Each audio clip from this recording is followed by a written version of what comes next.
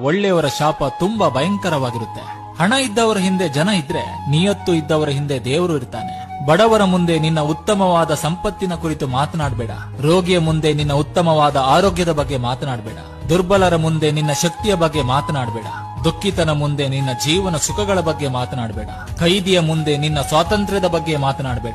ಮಕ್ಕಳಿಲ್ಲದವನ ಮುಂದೆ ನಿನ್ನ ಮಕ್ಕಳ ಬಗ್ಗೆ ಮಾತನಾಡಬೇಡ. ಅನಾಥರ ಮುಂದೆ ನಿನ್ನ ತಂದೆ ತಾಯಿಯ ಬಗ್ಗೆ ಮಾತನಾಡಬೇಡ. ಕಾರಣ ಇಷ್ಟೇ, ಅದು ಅವರ ಗಾಯದ ಮೇಲೆ ಬರೆ ಎಳೆದಂತಾಗುತ್ತೆ. ಮೌನ ಎಂಬ ಸಿಹಿಜೇನನ್ನು ಸವಿದವರು ಎಂದಿಗೂ ಕೂಗಾಟ ಹಾರಾಟವನ್ನ ಮಾಡುವುದಿಲ್ಲ.